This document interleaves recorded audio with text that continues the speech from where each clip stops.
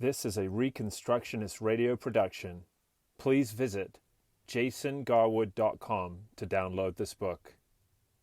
Outside the Camp, on Sickness, Quarantine, and Biblical Law, revisiting Leviticus 13 and 14, by Jason Garwood, copyright 2021, Cross and Crown Books, Warrenton, Virginia, narrated by Scott Tucker. Author's note.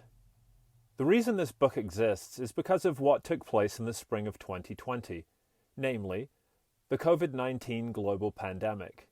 There is no doubt that this experience was unprecedented, at least for everyone alive at the time. We were told that if we could simply cease all operations, business or work, school, traveling, etc., for 2 weeks in order to, quote, flatten the curve, end quote, that things would be all right again. I was prepared, along with pretty much everyone else, to go ahead and relax for 2 weeks and see how things transpired. 2 weeks came and went, and the narrative evolved. Additionally, things like mask mandates and 6-foot social distancing practices were put into play.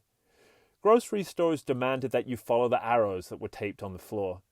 Executive orders from state governors enforced mandatory lockdowns, which soon began to negatively affect restaurants and small businesses. Concerns started to be voiced as many people were laid off or simply let go from their source of livelihood permanently. Some, in our church, had this happen. The lockdown efforts didn't apply to the sick, but to everyone. The narrative changed, and we began to see a collective shift in how we dealt with sickness. Suddenly, everyone was a threat. An example of this was and is the mask mandates. Those who were asymptomatic, what we regular folks call healthy, were informed that they could be silent killers. As a consequence of this blanketed approach, everyone was affected. The economic damage is self-evident, and so is the emotional damage. Admittedly, the virus is deadly to those who have other underlying health problems, but we still have a 99% or higher survival rate. Why in the world were we destroying the economy in this way? Several of us smelled a rat and began to speak up. Our church put on a local Reopen Fauquier County rally. We were tired of seeing our neighbors' lives being destroyed by harmful policies and medical mandates.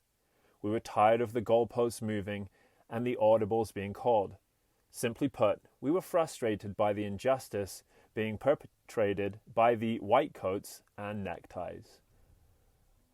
I believe that future generations are going to look back and see that this was perhaps one of the most mishandled emergencies in all of human history.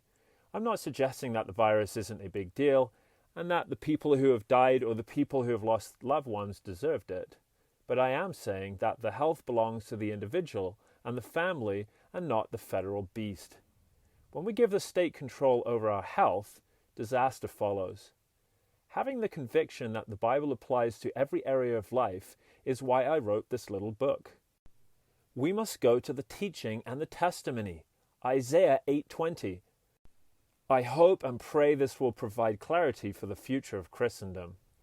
Jason M. Garwood, Warrenton, Virginia, October 3rd, 2021.